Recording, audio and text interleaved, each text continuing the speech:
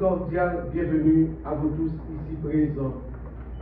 Vous faites un grand honneur au Conseil présidentiel de transition en répondant à son invitation à ce moment particulier de son histoire et de notre histoire de peuple en proie à toutes sortes de déchéances, pour venir participer à ces assises particulièrement importantes. Aux réunions bilatérales convoquées par le Conseil présidentiel de transition avaient pris part 11 groupements d'organisations préoccupés par la conjoncture politique alarmante et soucieux d'éviter au pays ce spectre de chaos qui le menace à l'approche du 7 février 2026. Cette date fatidique qui marque la fin du mandat des institutions de la transition. En effet, le 7 février marquera la fin du dispositif transitoire mis en place par l'accord du 3 avril 2024 et le décret portant création et fonctionnement du Conseil présidentiel de transition du CPI. Aussi, toutes les institutions, toutes les autorités liées à ce dispositif deviendront caduques. Elles ne peuvent en aucun cas continuer légitimement à œuvrer au service de la République. Seul un nouvel accord peut redéfinir la gouvernance politique du pays et donner mandat aux autorités publiques.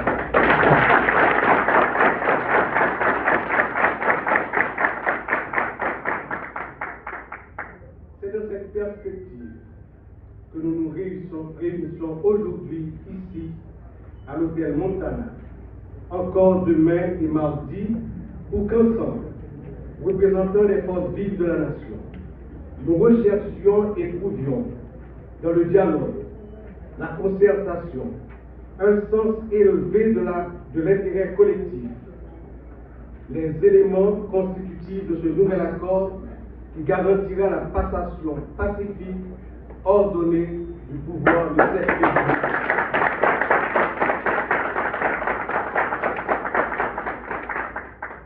Sans coup de force interne, ni imposition externe immanquablement vouée à l'échec.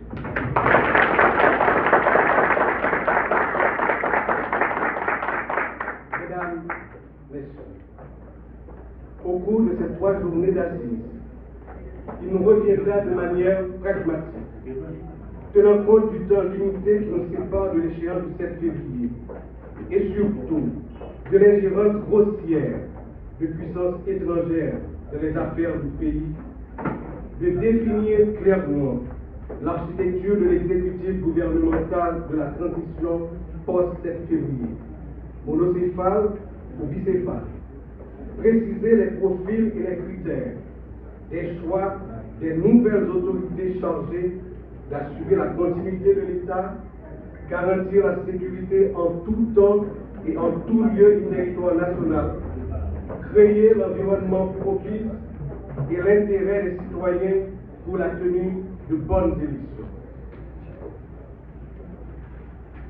Ces décisions prises, matérialisées dans un accord, seront-elles imposables aux apprentis dictateurs, aux laquais des puissances étrangères qui veulent nous maintenir dans la déchéance la plus immédiate?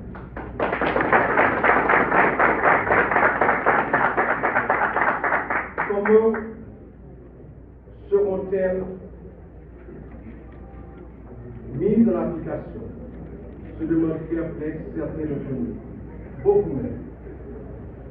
Sachez qu'elles feront basculer le rapport de force par l'engagement collectif qui sera signé au nom de la nation au terme de ces assises. Et avec intelligence, tact, réalisme, le sens des négociations, nous ramènerons à la raison les fils égarés et éviterons au pays le spectacle douloureux de l'imposition d'une soi-dite solution par l'étranger à la crise haïtienne. Mesdames, Messieurs les représentants des partis politiques et des organisations sociopolitiques, le dialogue politique est un outil indispensable pour la stabilité la consolidation de la démocratie participative. Il est le chemin crucial vers la paix, le développement durable. Il établit la confiance, cet élément sur lequel s'édifient les grandes œuvres.